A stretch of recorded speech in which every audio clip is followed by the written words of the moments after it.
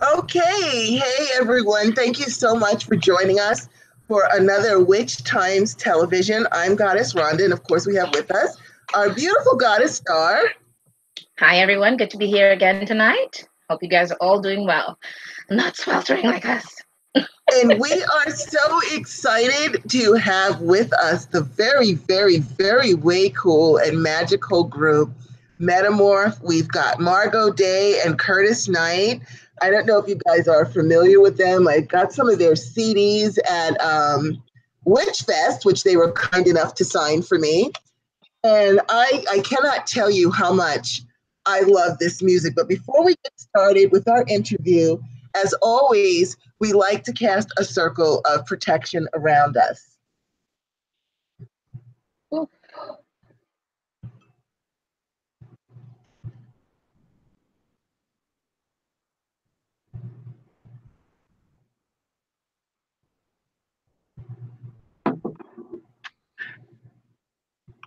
All righty. Oh, hail, our lords and ladies of the East, our brothers and sisters, our brother and patron, the sacred element of air, namaste. Divine honor, love, joy, peace, and respect to thee. We charge thee, please cause a barrier of protection through all of our walls that face your direction, from corner to corner and end to end. Let peace and protection reign herein. Thank you. So it is, so mote it be. So it is, and so let it be. And bear with me, people, because my fan is blowing out my lighter. Well, we'll just pretend it's going good. It's all good. It keeps going out. All hail our lords and ladies of the South, my brothers and sisters, my brother and patron, the sacred element of fire. Namaste.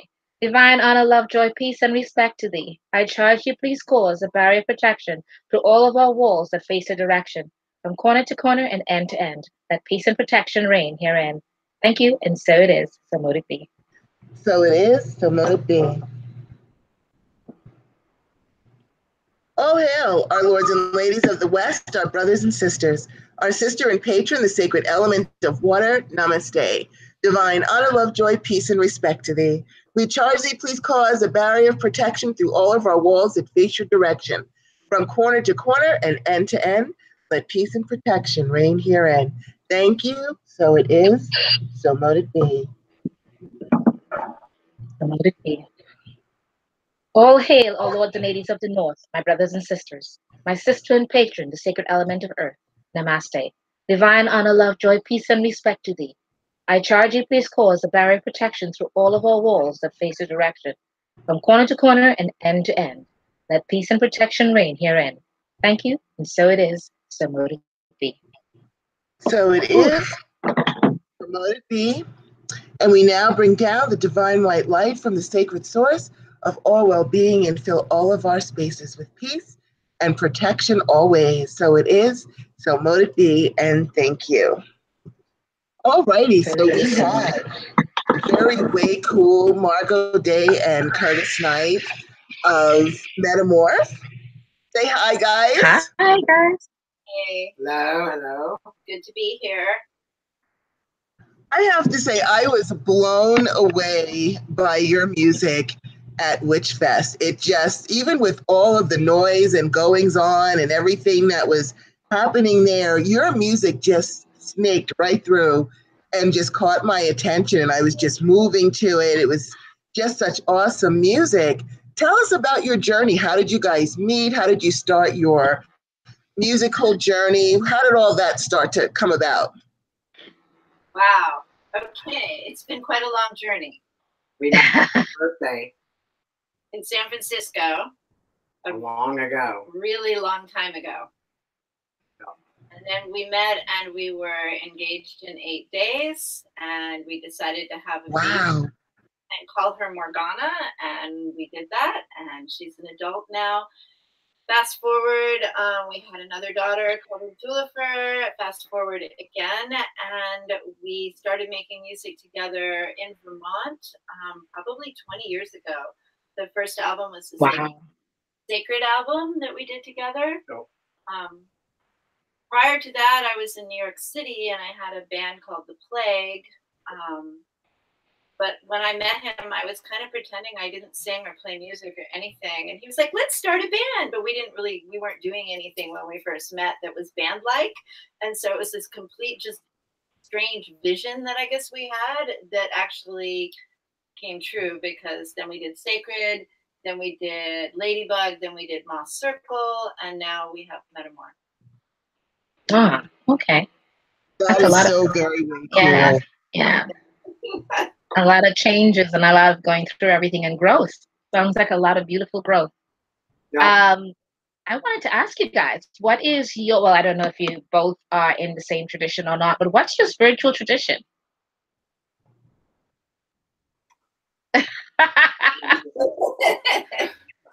Really? Do you want me to go first? I mean, when do you do the earth magic part? For me, really nature and earth magic, the powers that are there, and the energies of earth, and the positive and negative charges of the poles, and that really patriarchal religion has gone off track and we're out of balance. And really, it's earth magic. I think is a fine line. These little subcamps, really the holistic whole thing that we're looking at is the earth magic, and that is our mother sphere gliding through space. Well, that's my foundation there, and the forest is my my temple and my cathedral. That's beautiful. Thank you. Margot? Oh dear. Yeah, that was well put. Yeah. I think for me, there's other layers to it. Also, there's the yoga deities, and there's the Reiki, and there is this channeling thing that I've always done, where I sang in tongues ever since I was a baby. So yes, it's earth and nature and the goddess, but I'm also learning maybe more than one goddess, and I'm starting to embrace that, but that's actually new for me. So for me personally, it's the channeling and the being in touch with the beings that be, and then being able to take all that energy and that wisdom and transform it into music to share with other people, to help other people, to heal other people, to inspire other people. That's awesome. That's absolutely beautiful. You know, it's interesting. I think you kind of showing us that I think we've all gone through it as whatever part of the nature spirits or traditions that we belong to. It's not something that stays stagnant. We kind of evolve with it and grow into whatever it is that we become. You know what I mean? So it's kind of cool. You know, you guys are all going through the similar things as well. What do you think, Goddess? I think that it's awesome. I love that when, we were talking about, the Reiki and the Reiki energy. Do you ever make healing music that incorporates the Reiki energy or the sounds that go along with supporting the chakras, or anything like that, like kind of make an energy type of music? I think that it's not thought out like that. Like, I don't actually go, okay, now we're doing lower chakra, and now we're doing, I don't actually do it in a scientific way. It's more of a channeling and letting it come and letting it flow. Also, maybe you want to speak to the 432 hertz, which is nature's natural tuning, which we use. Yeah. There's a standard tuning of 440 equals A, and then a natural tuning of 432 equals A. So it's the more traditional and millennia is old in the 432 tradition, and really in the last 65, 75 years, that internationally music symphonies and societies got together to basically decide that all music should be sharper, and literally tighten the nuts on those violins and made it a little more tense. And so I think the healing part in the music and the four elements was not all 440. It was kind of 1 out of 3 or 1 out of the 4. Whereas ether, gold, music, all of it is the natural tuning, which I think, as we're finding and getting responses, it shows that it really identifies and cuts through in some different way that's sort of subconscious and natural, and people feel it and not really sure why. And a lot of people aren't aware of the standard and natural tuning in the first place. And all the indigenous cultures they naturally use the 432. It's just, it's what humans have always done. It's not some new thing that we invented. It's what was normal. And then for some reason they it all up and raised it. And a lot of today's Western music is 440, which is actually kind of tense, and the sound waves kind of bump into each other and crash, and they're not healing and they're not inspiring. Whereas the 430, they actually, it's nature's natural tuning. Right. That's interesting. But there's a I guess in some ways it depends on the type of music the person's trying to convey at the time, in a way, because you can take some, I don't know the what the differences, but I guess in a way I kind of know we all kind of feel a different healing from certain music, or it just takes us and guides us and we kind of go with it. But from the Yellow Submarine to so many different types of earth music, you know what I mean, right? It kind of takes you there and make you kind of sing along with it, or your body moves with it unconsciously, So I think it's just wonderful when you guys start singing and seeing how people vibrate with it. And we're proud to have had you guys at Witch Fest and everything. So to have everyone kind of feel all of those great energies. Yeah, we're happy to be there. I think with the Beatles and the newer stuff, I think when the 440 first started coming out, which was, maybe 10 years into it as the Beatles were there, it was so new and exciting. And there was this euphoria in the air, and the girls screaming, and that's just like so intense. And so I think in the moment as it was coming on to be, that sensationalism outweighed what was really actually disharmonious. And a lot of music is still there in that kind of disharmonious thing. So, and it works with today, and electricity and energy and that extra caffeinated, which, I enjoy a lot myself. So for the music and for what we're doing, that lower tone and the reaction that's harmonious just vibrates correctly. Yeah, it does. And you can tell actually at a lot of different type of pagan groups and stuff out there, when any kind of pagan group starts performing or singing, you kind of, I don't know, like you said, that is it the 432 or the 430 that you call it? That equals A. Right. You kind of right away you stop and you go, what is that? And you want to vibe to it, and you just kind of go with it, and it does naturally heal you and draw you to it. So I can see where God has kind of heard it and went, oh, what is that? No, it is. It just really draws me. And then when I got your CDs, because I actually sent Luna over to get them for me, because I couldn't get up from my tape and I couldn't let you leave without it. And I probably, because when I look at them, and I know their lighting is weird in here.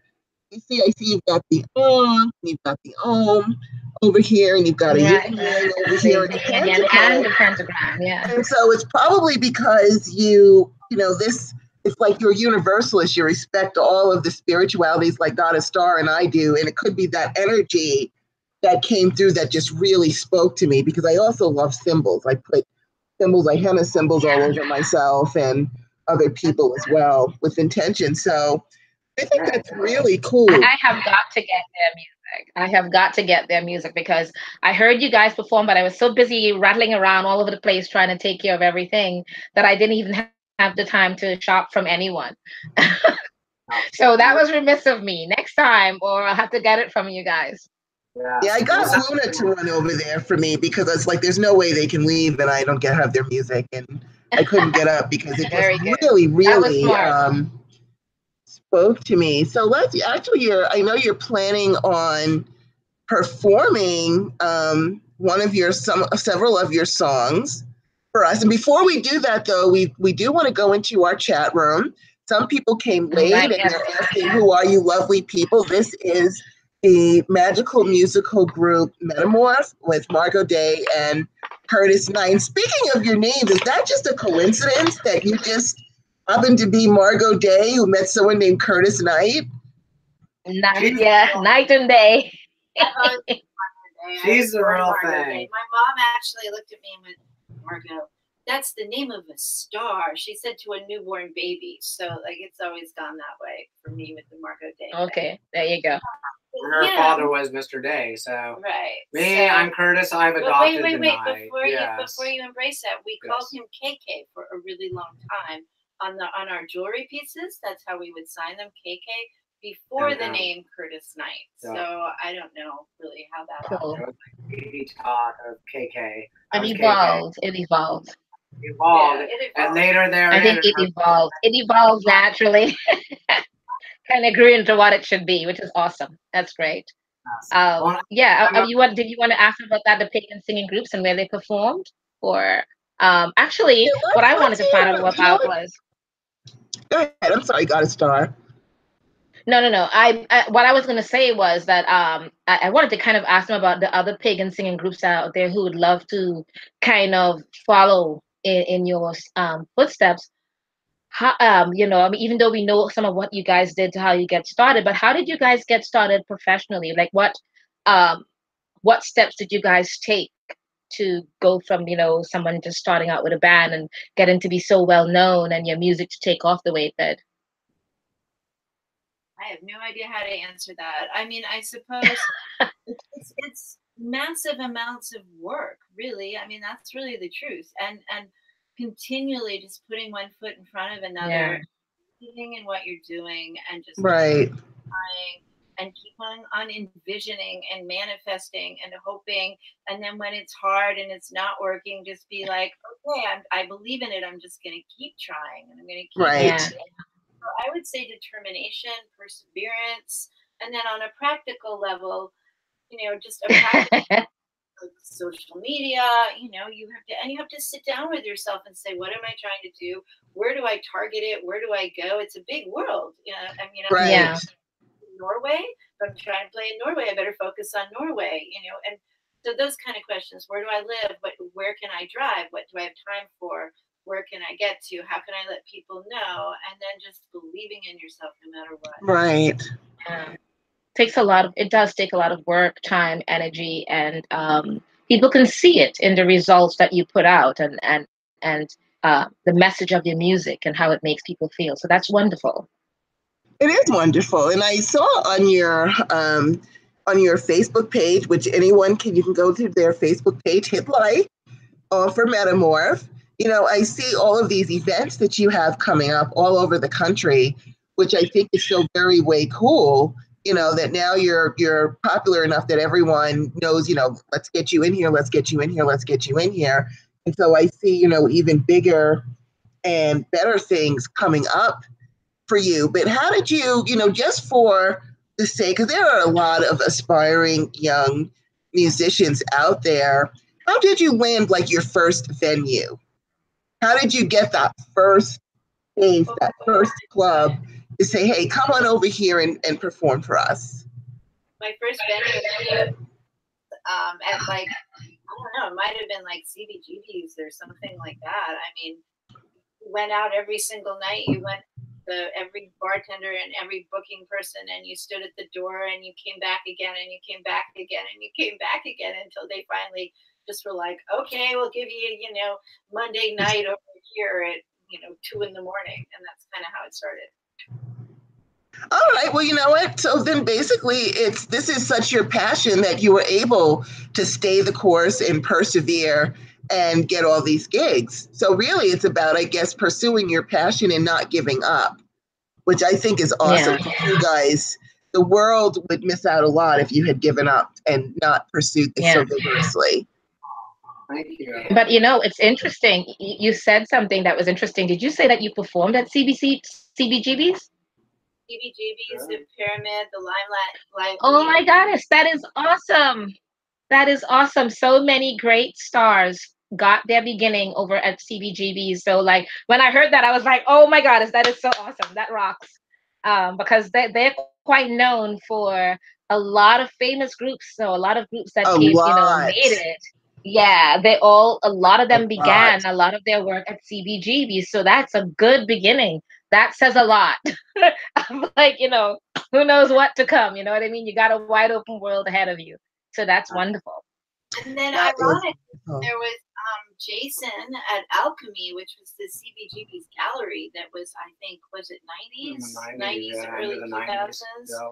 So the CB's thing metamorphed into the Alchemy. The Margot Day solo project. Right, the sacred thing. Yeah. And So then we played at the CBGBs Gallery, which was Jason, which was a goth thing that was back then. And he's actually, ironically, been, you know, somebody who's recently helped us find more gigs and more places in Manhattan now. We've reconnected with him. And that's awesome. So some of it is reconnecting with somebody everywhere I've ever known and saying, hey, look what we're doing. Listen to what we're doing. Want to book us? And so some of it is just this constant out, making ourselves available and having the time and the determination to do it. And we have a question for you in our chat room. Is your music on Spotify? Yes. It's on Spotify, iTunes, Bandcamp, SoundCloud, everywhere. And you write Metamorph Ether, and you should find it, or Metamorph Margot Day, and you'll find it. All right, I'm just putting this down. So it's on Spotify. Go ahead. What are the other ones? iTunes. I think she said iTunes. Amazon, Google Play, SoundCloud, Bandcamp, pretty much everywhere. You just type in Metamorph Ether, E-T-H-E-R, Ether, and Metamorph, and you'll find it. Okay, I'm just putting that in there. Metamorph and Ether. Yeah, and I'm thinking which is actually a really good segue. Yeah, that's what I was going to say. You go ahead, girl.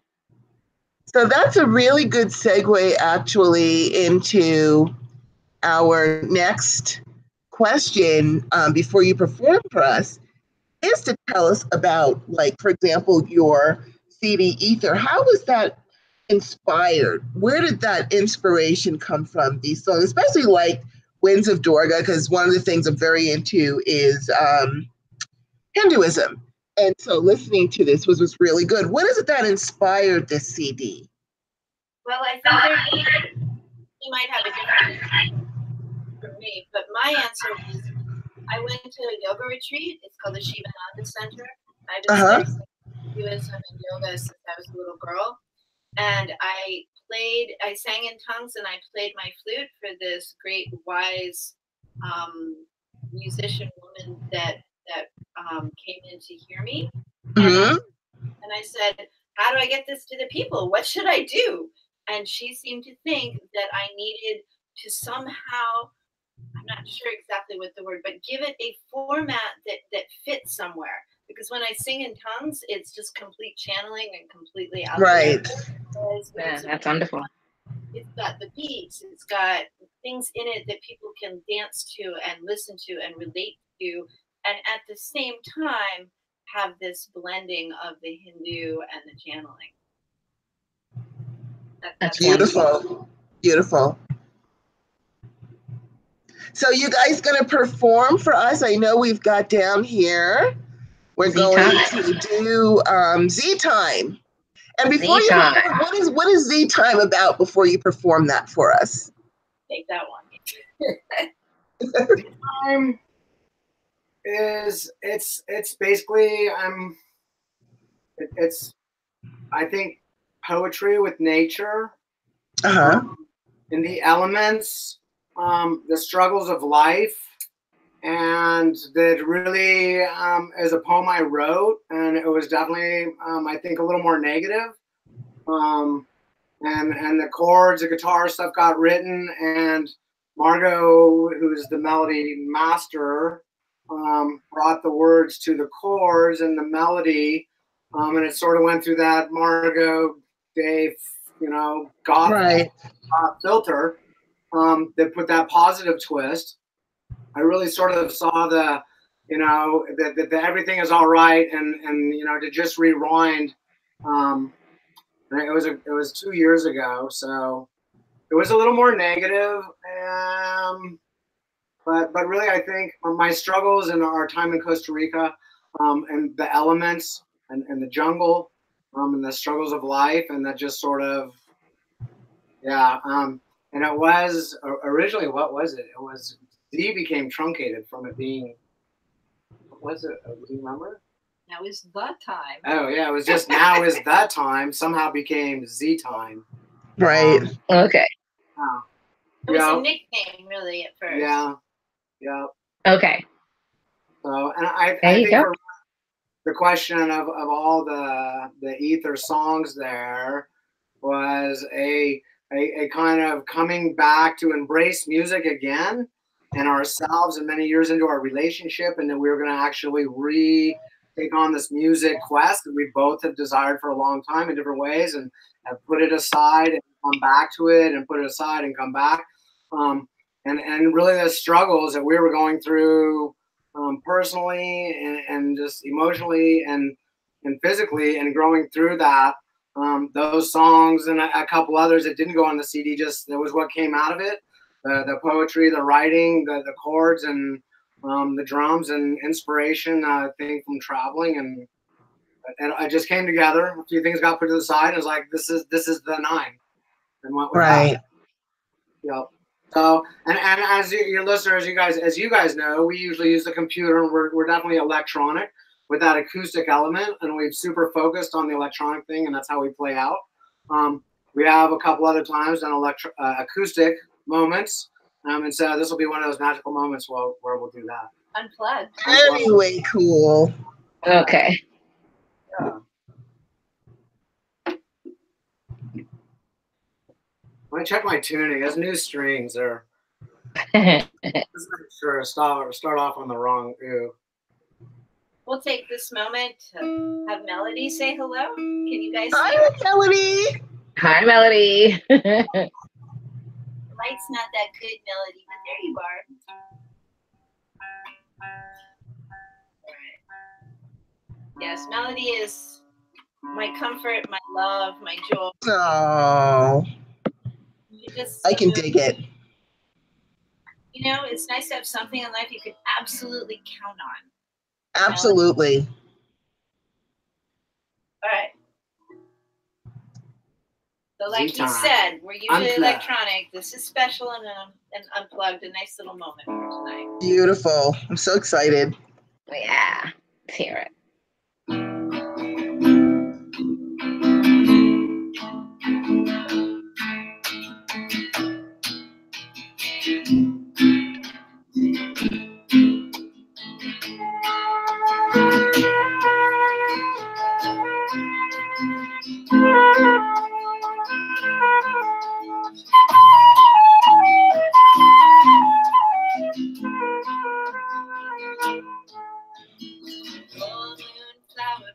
Turnkey, graceful cheek, wind chimes and passionate minds.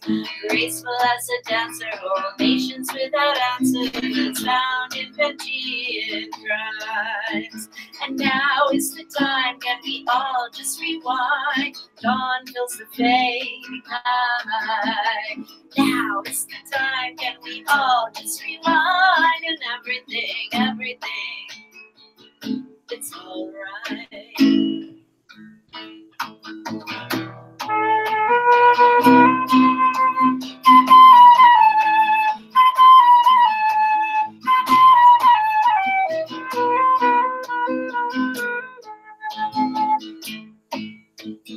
Grains of sand, blades of grass, covered land, rains that last, trees connect, snakes won't forget.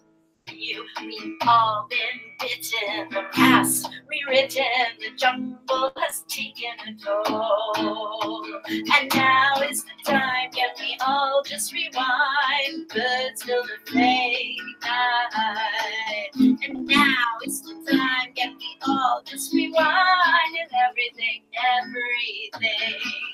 it's alright, right? So right now.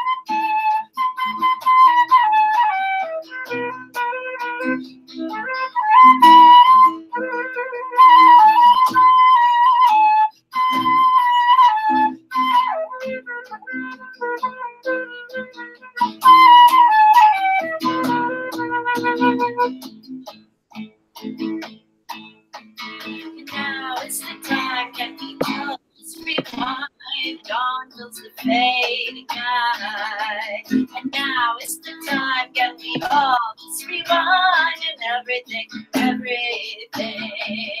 it's alright.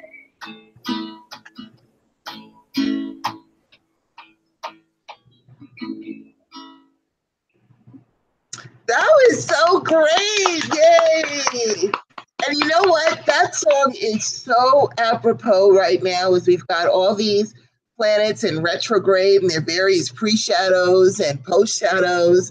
There's like 7 of them. And so we do have to rewind with the retrogrades and go backwards, and it's enough to make us rip our hair out. And you're like, it's gonna be okay. Everything's gonna be fine. It's all good. So it's actually like the perfect retrograde song. It's perfect because so many people are going nuts with all of these planets going retrograde and all these triggers and all the past coming up. It's the perfect time for that song. Yeah, I actually feel sometimes because of it. Like I'm just walking along and I actually feel like dizzy. It's all this. Yes. When all the planets are all on one side of the sun right now, right? Got everybody on one side, so. It's crazy right now. And so it's driving a lot of people crazy. So that I love that because I was like, this is so perfect. Now's the time when all just rewinds. It's going to be okay. It's going to be fine. It's perfect. That was the perfect song that you chose to sing. We need that pat on the back. And then it all just is full circles. It really is winding around. Whether you're spiraling in a circle or you're really in the same circle, it really is a repeat on a repeat on a repeat. Yeah. Yeah. Following through. Comes in, round and around we go. I was going to ask you guys. Yeah, that was beautiful. I was going to ask you guys if you weave spells into your music, but I felt it, so I don't even need to ask you that. I can, although if you want, I would love to have you answer that because I felt it. Like when you, like, you know, you weave that, if you weave spells into your music, because you can feel it just guiding you and taking you there, you know what I mean? So it's kind of cool. Thank you. Yay. Yeah. Not all the songs get that focus and intention.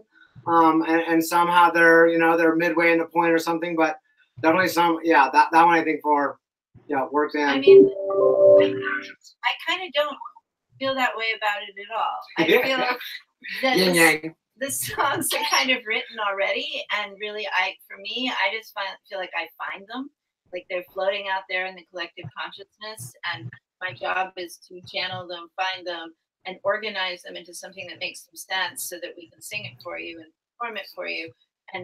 But I don't consciously say this is going to do this for people, or this is, you know, I'm going to weave this magic way. The magic weaves me. Okay, there you go. Well, that's good. That's good. That's beautiful. That's even much better in a way because you're being guided by it as opposed to you trying to guide it. You kind of saying, I'm going to let it, you know, I'm going to channel it and let it do what it does. And it does its magic on its own. That's awesome. Out of the way and let it do what it does. Yeah. Stand back and let it happen. I love that. And before I forget, you mentioned that you also, which I didn't realize, that you also have a jewelry line. Where can we see your jewelry line? Well, that's a really lovely question. I wish I could answer with, we have a website that you can but no. In theory, I will have it on the website someday. There's a piece that we're both wearing pieces. We could bring it up closer to the camera. There's some in the box. Or you could show, why don't you do that? No, you do that. No, you do. I have them all. I'll hold the guitar. We'll pick up a couple pieces and put them. Okay, that would be great. Well, they're kind of magical. They are magical in their own right. The skulls were found in nature, and they're actually real bird skulls. And then we filled them with crystals and chains, and again, a channeling of whatever needs to go into them. Again, I don't really feel like I choose the pieces; they choose me. So. Okay. There's one I'm wearing as a hawk. Wow. We when we very first met out west, and I was a little tweaker and making strange little jewelry out of garbage I'd find in the street and stuff.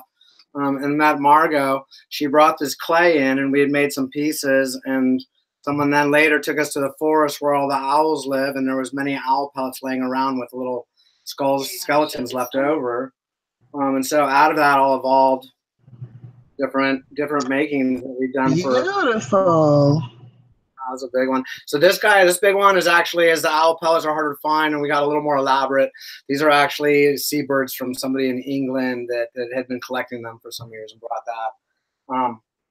And then we do a little talisman. They're like little Tibetan skull beads, the 108 strand, and different crystals in there. Oh, wow. That's beautiful. And crystal clusters, which I have to find one. There we go. There's no. I call them the vegan ones because there's no bones in them or skulls. And so long ago, we made this even before we were doing music together. Margot already had her band in the 80s, or the Plague there. But after that, and then we met, we were originally doing the jewelry. And really 10 years ago, we kind of let it go. And we were other things and music and that. And I found this hawk skull cleaning in the yard. The feathers were there and the skeleton, just perfectly all bleached out bones, and it fully re-inspired me to make a piece. I'm like, wait, we're getting serious about the music again. We could go do festivals and do that and bring that. And so it clicked together. So all things now. Very good. Here. Yeah. Those are beautiful. And we both make Yes, they are. ones. You know, we take our different times and our interpretations of the stones and the pieces, but we both do them and always have, and really enjoy it, and is excited to be getting the opportunity to make it again and bring it back with the music. We used to have them on Melrose and Haight Street and in Soho and different galleries and stuff, and now we've just got a couple of shows in Vermont, and basically we sell them at shows. Yep. And I suppose if someone saw this and they're like, I want one really bad, then send me a message and I'll take some photos. You can find me on Facebook, Margot Day. Yeah. I would like to have one of those. I mean, those are beautiful. Hey, thank you. Well, we worked a little bit on going, finding a gallery again in New York, but it's a process, and the little time we spent there a month ago, nothing we found was exciting to us or exciting to them. So yeah. But we're open to like suggestions. Yeah. If someone knows a gallery or something and they want to send a message, we'd love that. Okay. All right, we're going to take a moment to check out what we've got going on. I see some comments that we have in our chat room, and so we're going to see if anyone's got some comments or questions for you. Hi, everybody. It's so great to see you guys. Okay, so I put the link up. And let's see. Bear with me because I'm just learning how to work this laptop well. Okay, so everyone is loving your music, loving the flute. I used to play the flute. I still have my flute. Now I'm inspired to dig it out and start playing it.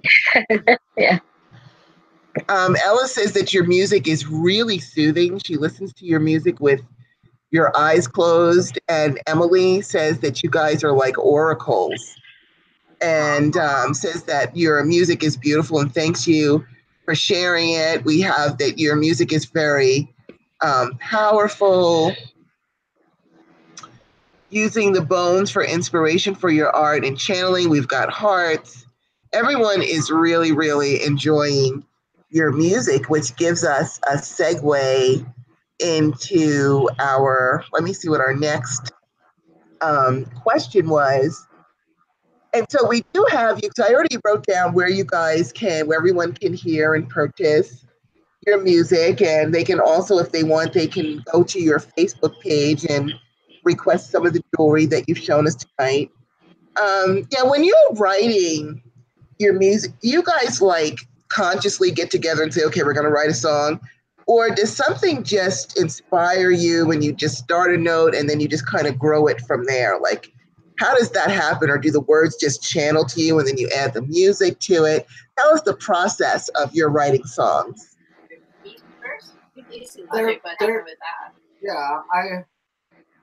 Yeah, they're usually two parts. She has her thing, I have mine. And eventually one of us will come to the other with, yeah, I've got this, and it will merge together. And usually it's pretty seamless and nice. It's true, as she brought up the song on Ether Daisy Logic yeah, of last year. I had started with drum tracks, which I usually do, and kind of threw something together. And I felt like the song was written almost in reverse, where I had done the drums. There was some standard, count of numbers. And I had the keyboard and some great strange sound. And I just kind of G and was bending it around, but no melody yet. And I had that. I was like, wow, this came out really good. And then remembering, oh, I've got that G something, song I've been working on. And that's, so I started doing it. And the arrangement of the two that it had been, kind of done at different times just fell right into each other. And her words, she's always hunting and has her little book of words of something. And as I got my, backdrop there and sort of song element there, arrangement, brought it to her, and her, put the words on, and it was one of those songs that just fell together really fast and smooth. But usually it definitely has her part, I have mine. She's either made a chord arrangement. But I thought the part that was exciting to me about your story was that his synthesizer, the notes that he played randomly, improvising on them, just making it up on his. Then one day he was like, "Oh, I'll just try the guitar like this," and they were like as if they'd once again been written already and already planned, and they just came together like that. And wow. This is, I mean, for me, the most fun part of the whole thing is when the song kind of goes like that, and all the little pieces. Like, I actually wandered through. It could take 2 years for all the words for one song to come together, and not like I'm working at it, but more like, oh, that's the sentence I need, and then I'd write it down somewhere. Another sentence. Oh, there's another sentence, and then they kind of like, I look at them all now, like note after note after note, and I'm like, oh, that sentence goes with this sentence over here. That was like I wrote like 2 months ago when I was talking to so and so, and then you bring it all together and put it with the music and the melody, and once again it meshes as if it already existed, and I just found all the pieces from somewhere all along. Right. And that is the most exciting part for me. It's like, oh, there's the magic, there's the glory. Yes. And I think that was, and I missed that part, was what the Daisy Logic was, that weird keyboard thing that I'll first play in almost always by the end is gone. It was some nonsense that just, was a seed of sowing, and it just started something, but it never stays. It's always deleted and the real tracks are put in. Whereas that keyboard track that's bending through there is the original one. And so that was, not only did they just fall together, but that original keyboard thing. Daisy Logic, the song Daisy Logic. And the keyboard sound, the synthesized sound, which I'll throw in there for inspiration. You'll find melodies and structure sitting in there, but it's almost always discarded. It's always discarded, except for Daisy Logic. It stayed, and there it is in the recording on the album. And so I found it really magical. Okay, it's beautiful. Did you guys? You're both so multi-talented. Did you, when you were growing up, how did you get started? Like, my father is a music teacher, and so we got forced into like doing a whole lot of things, which kind of takes the fun out of it. It's like I had to play the flute, play the piano, tried the guitar, but it hurt my fingers, and the violin. I was like, no, I'm drawing the line, that hurts my fingers. We had to sing, we had to play all these things, all of us in my family, we had to do it. It's kind of takes the fun out of it, but it's like, can I go outside and play? No, go practice the piano, or go practice your flute. It's got to be perfect and everything. So my brother became a professional musician. It wasn't until I got older, because I went into rebellion. As soon as I didn't have to do it, I refused to do it. But then as I got older, of course, I want to go back to playing my flute and doing all these other things. How, when you guys were growing up, what got you interested in music, and how did you learn to, work your voice, work all of these instruments, and then bring in the electronics and all of that? How did that form for you growing up? Well, I was actually incredibly blessed and fortunate. I was encouraged by both my parents in probably the most caring, loving way as possible to be encouraged. I remember all the way back to being a tiny, tiny little baby, and I used to do this singing in tongues thing, and I've always had this incredible range for my voice. And I would just sing, and like I would sing to the flowers in the wallpaper above my bed. And my mom was excited and would like try to record it. And like my father was a painter, my mother was a dancer. So I grew up in an artistic home where they that it was all about that always helps.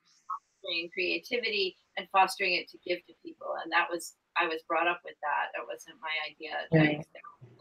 And they encouraged it so much that my mother actually took I started the flute at 7, and I was actually able to play like Bach, and like as a little girl, like I was able to play some pretty intense music. That's wonderful.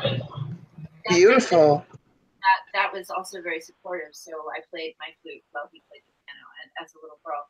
And my mother would go to the teacher, the flute teacher, and do the exact opposite. Behind my back, she would say, "Don't you make her practice. Don't you ever make her practice." Wow. So I would come in and I'd be like, "No, I didn't practice." And the teacher would be like, "Oh, that's just fine." You know, and nobody cared and nobody harassed me. And I think that's part of the reason I never felt forced, because I'm a rebel. If you forced me, I would. Right. Exactly. Right. Exactly. I think being that the parents were both artistic people themselves, they understood that if forced or something like that, it'll make you rebel against it or not enjoy it as much anymore. So it's great to have parents that are on the same, not if you know what I mean, but on the same level in that vein, so that they kind of understood where it was for you and how to nurture it better. Right, they let it evolve naturally, because both my mother, she had perfect pitch. My parents were really into music, but they kind of cracked the whip on it. So, and that was hard for me because I'm actually, believe it or not, Goddess Rhonda used to be very shy. When I was growing up, I was extremely shy. So to shove me out on a stage and, you know, all these people staring at me and I have to play, that was really traumatic for me to get out there and do that. I don't know what happened to my shyness. It's all gone now. I don't have a shy bone in my body anymore. But when I was a little kid, I was really, really shy. And so that was very traumatic. And because my parents they loved the limelight, they loved getting out there, they loved being the center of attention. I guess they just assumed the rest of us were that way. But I, unfortunately, my brothers they were fine. They weren't shy. I was. So that was very traumatic. For me. Did you want to ask them a question, Goddess Starr, before we get to their next song? Find out. I mean, I know that they write their own music, but I'm just curious, were you guys, or did you guys take on any other people's writing that maybe some of it kind of, you know, meshed with what you guys had and maybe you wanted to go with that kind of a thing? I don't know if you did any of that. You mean played other people's songs, you mean? Yeah, like, you know, maybe somebody, because they kind of know where you guys are with your type of music, but they can't perform themselves, you know what I mean? And they love writing, and they may have offered you guys a song or something that maybe worked for you guys. No? That's an interesting question. I was just curious about that. I think that we've taken in people and encouraged them, and then, you know, like in Moss Circle, one of the guitar player was a really young boy, and he pretty much went, "Okay, I can learn," and he did, and he stepped up. And so like stuff like that I think we've done, but I don't know if I would specifically say taken other people's things and then written it for them. No, it's usually all originals. We had, with other bands, Moss Circle or Ladybug, we collaborated with other musicians. But ironically, we've always been super anti cover songs, and only once, about 20 years ago, once before Marilyn Manson, covered Tainted Love, that she insisted on. I was so embarrassed. I did not want to do it. No way. And it went over so well, I had to re-eat those words. But really, for her, I've never forgiven him. Never, ever forgiven him. Long memory. She still got you on that one. It was just like doing, and it was about 3 to 6 months before Marilyn Manson released his version of Tainted Love, and I'm like, wait, that's what I wanted to do, and he laughed at me. I've never quite got over that. So, but really for the last 15 years, or up until the last, I'd say 6 months, we have still avoided cover songs, even though of that anomaly back there. But we have 2 that we're going to do something with very soon and put out a silly video or something. 2 cover songs. It's not really, I think, inspiration in our lives or in a deeper, sense, but we realized it really was a hurdle and we should kind of embrace it. And it is a doorway and an avenue to speak to other people. And the songs we pick, they are saying something, but I'll save it for that. Yeah. And hopefully in the next few months, something's out, or at one of the next shows. We've performed each of them once at a live show, but not recorded. And then we have a surprise. Yeah. And we're not giving it cover away songs. Yet. We'll tell you later. Yeah. Well, awesome. You guys are going to actually perform for us, Glowing Heads. Can you tell us about that song before and then perform it for us, please? Sure. It's a song about keeping on going no matter what, no matter how tough things are, no matter how upset you are, no matter how difficult it may seem. Just to keep on glowing, keep on growing, keep on trying, keep on giving, keep on hoping. It's a song about auras and it's very much a sunshine goth, very much a we're just gonna press on no matter what, because obviously things politically and whatever out there are pretty gloomy and wretched. Right. And obviously it's really, really hard for all of us to be like, I'm going to stay inspired. I'm going to do the things I care about. I'm going to keep on sharing and giving my love to people, and I'm going to keep on hoping, and I'm keep on trying. And the idea is the more of us that do that, and more now more than ever, we need to do that to keep on right. keep on growing, keep on trying, keep on giving. So that's okay. Her perseverance and dedication is amazing. I'm often ready to give up, sadly, and sometimes, and I know many of our friends out there have, and bless their hearts. But yeah, Margot's an inspiration in that, and that again, the taking words and finding that bright light in it, pushing on. Okay. Okay, so we're gonna have the performance first. Okay. Everybody ready? Ready? We're ready. Be the diva of your dreams and the sun.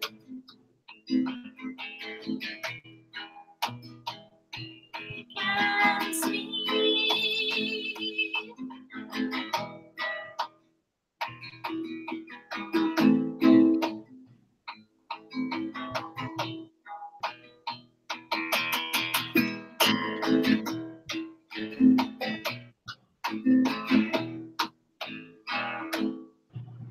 Be the vortex in our visions, as eagles angle hypnotic twins. We are yin yang in motion, a pinwheeling, we spin and spin. Keep on glowing, keep on growing, keep on giving, keep on going, keep on glowing.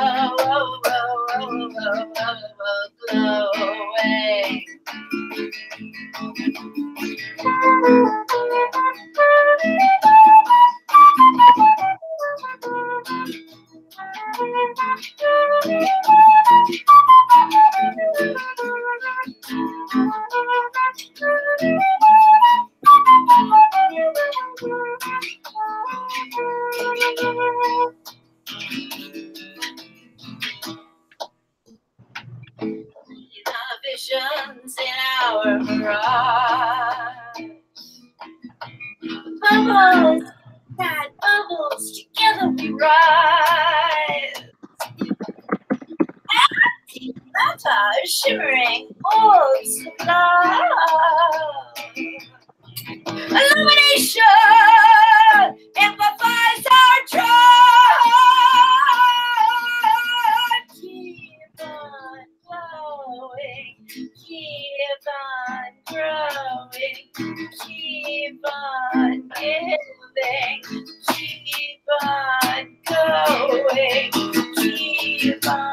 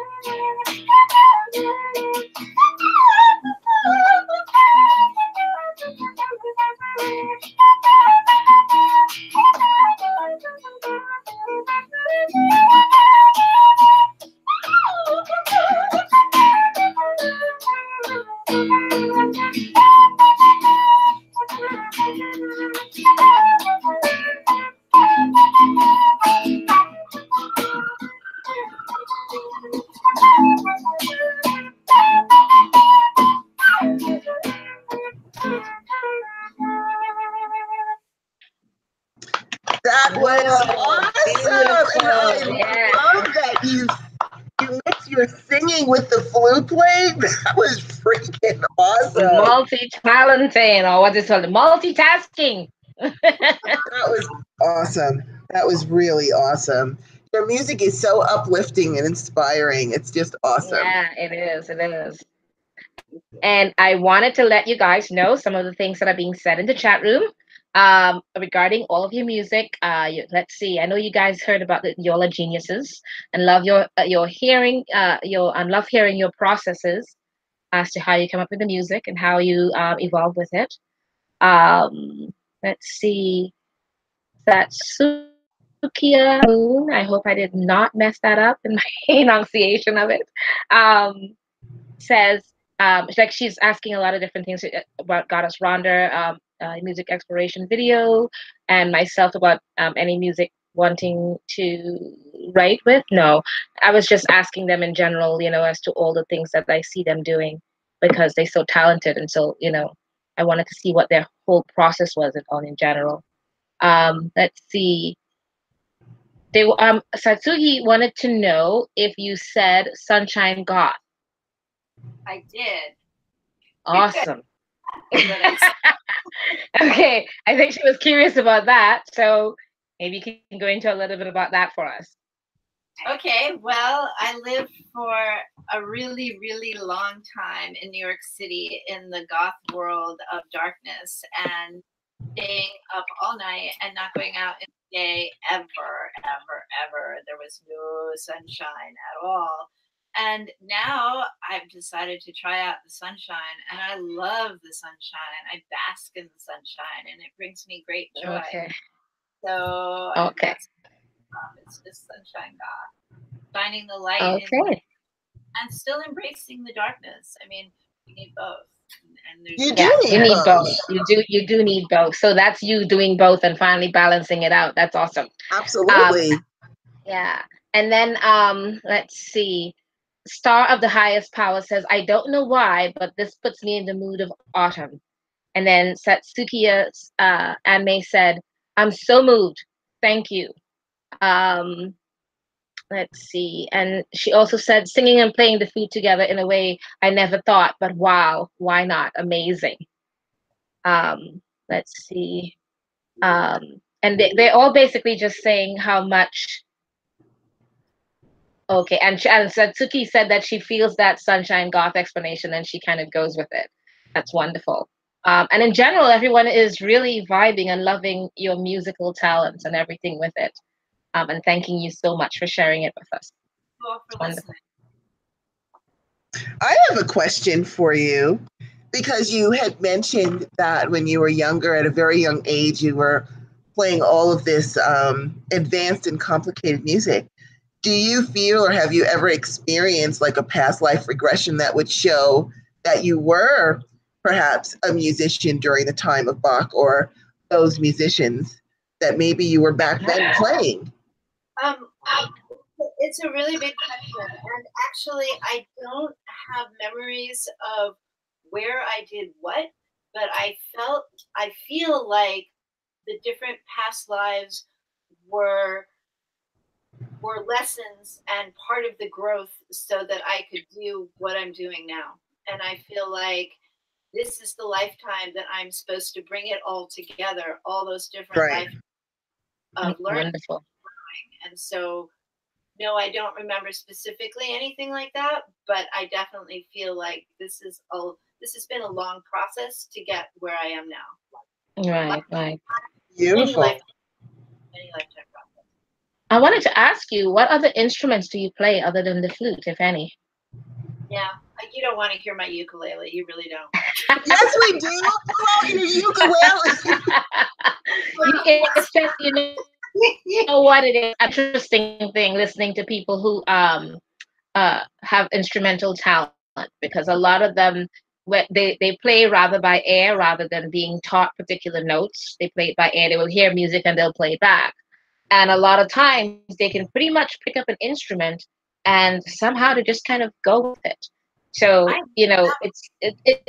no, and I because like I thought, I kind of thought I was supposed to do something like that. And the closest I ever came was I wrote songs on the auto harp, but that doesn't take any skill really at all.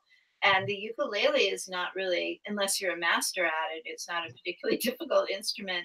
And I can write songs on these things, and I do write songs. I can write songs on anything. I can write songs even on the piano, but I can't play like, I can't be like, hey, listen to my piano playing. It's more like if I need to write a songs coming through me and there's no other musician to work with, I will write one on the ukulele or the auto harp or the piano or whatever. So I can play them, but I don't play them.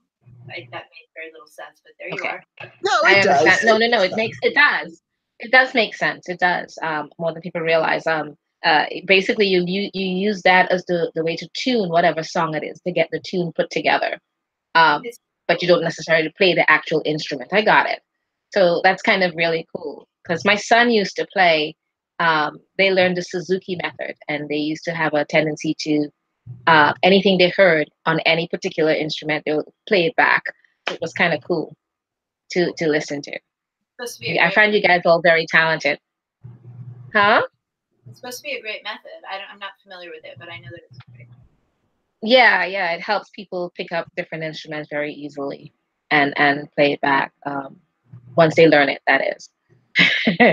But it's wonderful hearing and sharing all of this with you guys, and really appreciate you doing that. I wanted just to add something sort of as a side note, or not even as a side note, but as a part of the thing.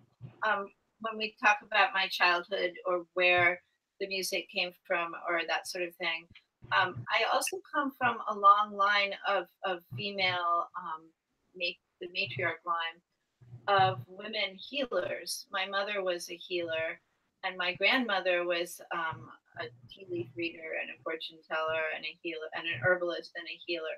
So I feel like that's a really important part of how I do what I do. That having grown up with that and that lineage. That's beautiful. Yeah. I think it all kind of plays a hand with it. And I think that's the magical part, what you add to that part, but what you garnering from your either past lifetimes or from your heritage bloodline or from any of those things. I think all of it combined is where the magic kind of contains itself and projects it out there for everyone to share and be part of it all. So I think that's wonderful.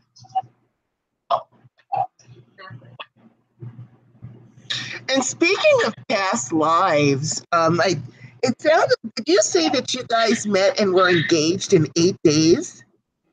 Yep. They met before. They've been. I was going to say, do you guys feel like you've known each other in past lives? Like when you met each other, was it like, wow, I know you? Absolutely. After 7, 8 days, I knew it was soulmates and it was meant to be. And we've been basically, you know, some days of, you know, literally embryos in a soul in a cell long ago. And yeah, definitely a match, a keyed match, yin yang from long ago, and definitely past knowing each other's, and it was basically we're soulmates and should we get married now or later? And you know, there was a crazy time in our lives and we were reckless and wild. And definitely as we approached all that and did get married and had a child, and our friends were like, this will never last. And Yeah. we've actually outdone them all just about, I think. There you go. Good There you for go. you. Yes, Good for you. yes. I like hearing that. We're definitely the least likely to succeed as a couple, like for sure. Well, that's from the outside of everyone looking on that outside part. But, you know, when the hearts meet and they know what they do, or they, you know, whether it's past lifetime and they meet now, who are we to say? Yeah, and it seems a divine intervention or a guided path, and you know, you try and veer off that path or build walls so you can't go through, and somehow we've had opportunities and presented with life that these hurdles are able to be overcome, and Right. we move forward, and we're still together, and we've gone through, you know, tribulations and trials, and so with other people's help and guidance and perseverance and yeah, some amazing. That's beautiful. That's beautiful. That you found each other again in this lifetime is a beautiful thing. Yeah. Very fortunate, we feel.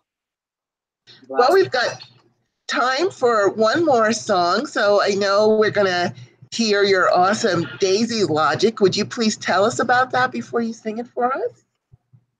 Daisy Logic, like, when I was a little girl, I would take a daisy and you take the petals of the daisy and you go, right. He loves me not, he loves me, he loves me not. Right. That's the logic of a daisy. So Daisy Logic. That works. Yeah. Yeah, it's a song that grew last summer, and we spoke earlier, just really magically came together, and sort of ass backwards in some aspects. And that sort of scratch sheet that we always delete and move on with real synthesizers actually stayed.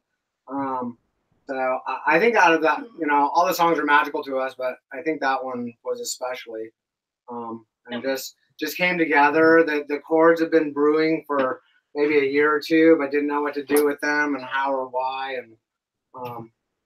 And yeah. And are those daisies behind you, imprinted on the wall, or a tapestry behind you? More than imprinted. This is actually a tapestry. My father was a painter. And oh, wow. That's beautiful. From like 60 years ago or something, that was hand hooked by the local people in Vermont. And it's gorgeous, beautiful. It's beautiful. It looks beautiful from here. So yeah, that's pretty cute. I hadn't thought that they were daisies when we. It was a painting. Right. It's a tapestry. Daisy Logic. It's a tapestry up. That makes sense, yes. Right? Yeah. Beautiful. Yeah. And yeah, we didn't plan that. Really, yeah, like, that's interesting. That's yeah. funny. So yeah, so that does make it even more special. And Daisy Logic is also a video that we made last summer. That's on YouTube. That's got quite a lot of views. I'm really quite excited about that. Quite a few likes, and yeah, we feel pretty good about it. So anybody that's curious, go to YouTube, type in Metamorph and Daisy Logic. Yeah. Wonderful. Thank you. These strings, you gotta check them. Okay.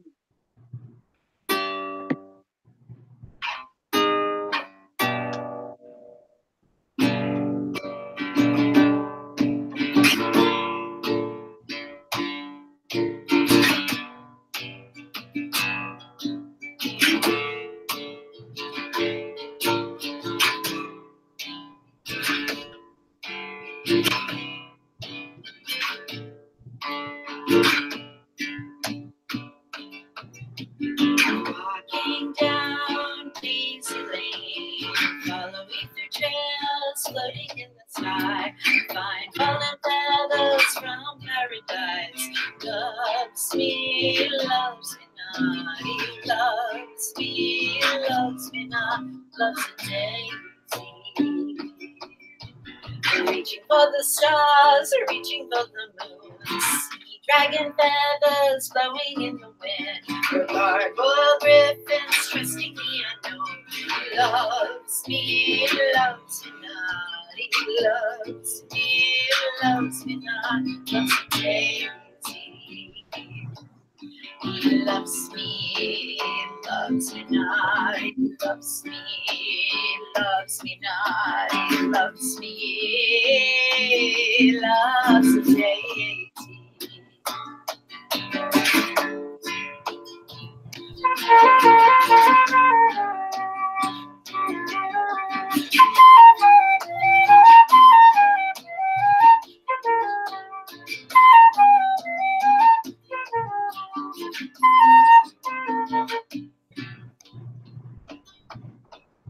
Dancing down Daisy Lane, stepping on the stones of love again.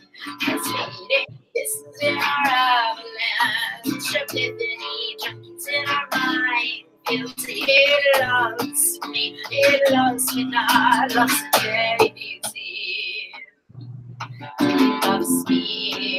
loves me not, he loves me not. Don't push the pull, I will diagram. He loves me not, he loves me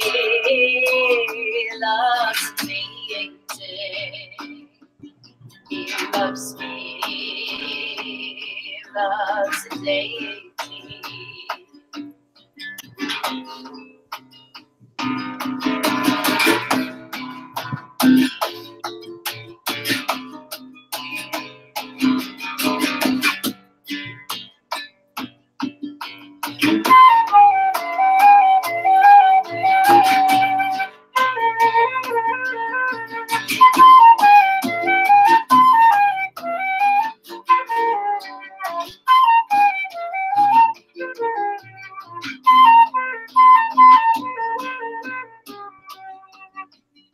You're my seer of revolutions. You're my keeper of victory visions. Wipe off my tears and lay me down.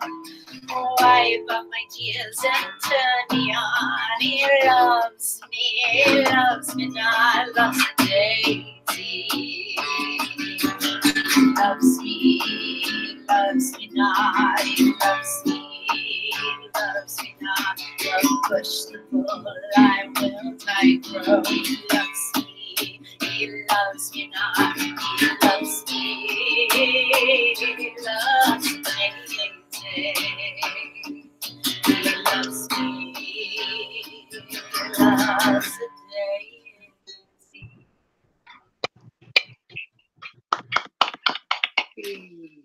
Thank you. That was just beautiful. That was beautiful. And we have a question for you guys. Starr of the Highest Powers would love to know what your zodiac signs are. Yeah. Scorpio. That figures, right? Libra. Yeah, he's beautiful. I have to say, you guys are so awesome and so talented. And if someone wanted to hire you for your music, where would they be able to reach you?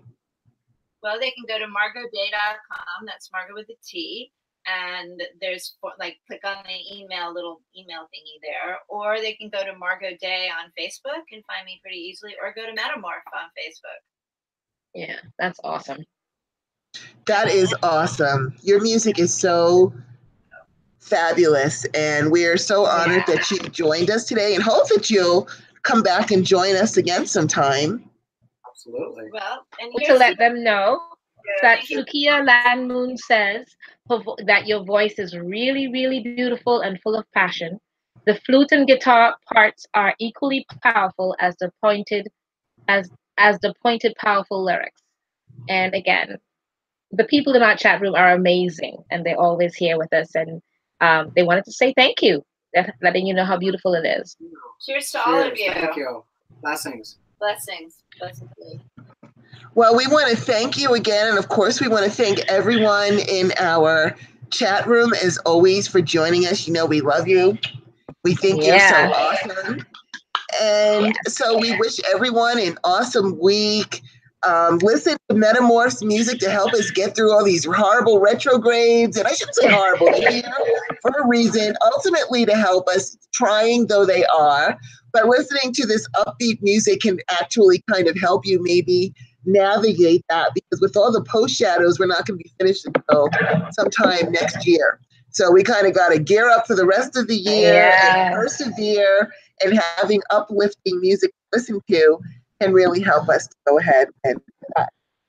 Yes.